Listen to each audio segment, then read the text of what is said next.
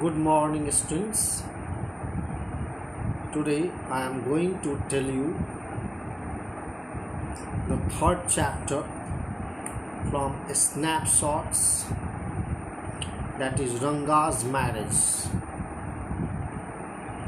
It is for class 11, and in this connection it is the first video of this very chapter, in which I will tell you about the two characters that are most important to be known. But in this very video I would like to tell you how Masti Venkatesh Iyengar has described this very story in a spellbound condition. This is a very captivating story that took place in Hosahalli, a village in the former Mysore state. Now it is a part of Karnataka. 10 years ago, the village did not have many people who knew English. There was a village accountant who had a son named Ranga. He was the first one to be sent to Bangalore to study.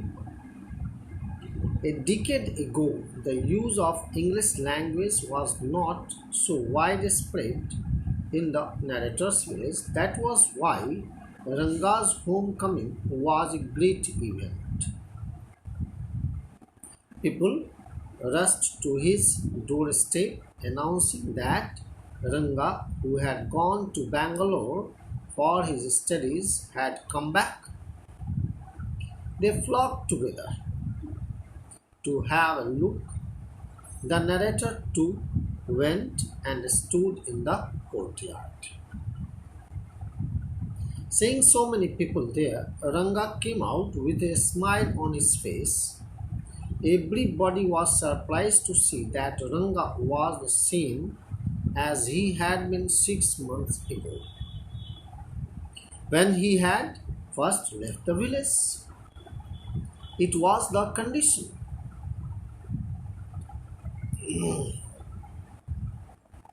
So only the narrator, Shyama, continued to stand there. Ranga was quite unchanged physically. After everyone had gone, the narrator asked Rangappa how he was. Ranga noticed him, came near him, and greeted him respectfully. He touched his feet. Ranga was a worldly wise young man. He knew when it would be to his advantage to talk to someone. He rightly assessed people's ability. The narrator was resting in the afternoon when Ranga came to his house with a couple of oranges in his hand. The narrator regarded him as a generous, considerate fellow. He thought that it would be a fine thing to have him marry, settle down, and be of service to the society. He asked Rangappa when he planned to get married. Ranga replied that he was not going to marry just then. He needed to find the right girl. She should be mature enough. Secondly, he wanted to marry a girl whom he admired. He was not in favor of the arranged marriages prevalent in the society. He was very much afraid of it. If he could not get a girl of his choice, he would prefer to remain a bachelor. It was his decision. And this decision really terrified the narrator. What kind of marriage he wants? The narrator felt distressed at Ranga's decision to remain a bachelor. Ranga left after chatting for some time. The narrator made up his mind that he would get Ranga married. He thought that Rama Rao's niece Ratna, she was a pretty girl of 11. She would be the most suitable bride for him. She was from a big town and knew how to play the veena and harmonium. She also had a very sweet voice. The next morning, the narrator went to Ramara's house and told his wife to ask Ratna to fetch some buttermilk from his house.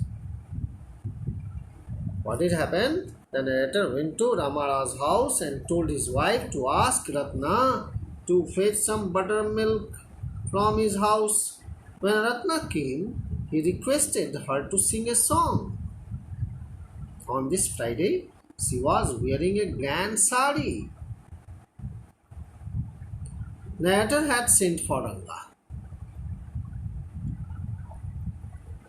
When Ratna came and started singing, at that time the narrator sent for Ranga.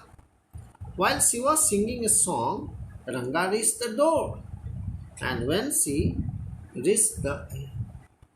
reached, he wanted to know who was that girl who was singing. And really, it was a melodious sound, and he knew that there was someone who was singing. She stood at a distance, her head lowered. Ranga repeatedly glanced at her. He said that his arrival had made her stop singing and offered to leave. But he did not leave. Ratna, overcome by shyness, ran inside. She did not stay there. Ranga asked the narrator who that girl was. He also expressed the hope that she was not married. The narrator noticed his excitement and said that she was married a year ago. The narrator noticed signs of disappointment on Ranga's face. Ranga left after some time. What did happen then? The next morning, the narrator went to the astrologer Shastriji and told him to keep everything ready to read the stars.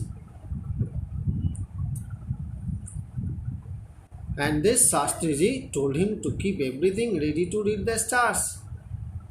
And the narrator tutored the astrologer in all that he wanted him to say. What he had to say, that was said. Then he escorted Ranga to the Shastri's house. Shastriji praised astrology as an ancient science. He asked Ranga's star. Ranga did not know. After making some calculations, Shastriji said that Ranga was thinking about a girl. To the narrator's question as to who that girl was, the Shastri said that she had the name of something found in the ocean that is like Kamla, Pachi, moss, pearl, or ratna, the precious stone. The narrator remembered that the name of the girl in Rama Rao's house was Ratna. He asked if there was any chance of their negotiation bearing fruit. Shastri gave a positive response. There was surprise on Ranga's face and some happiness as well. The narrator could understand that the girl was married. He noticed that Ranga's face had fallen. On the way, they passed by Rama Rao's house. Ratna was standing alone at the door.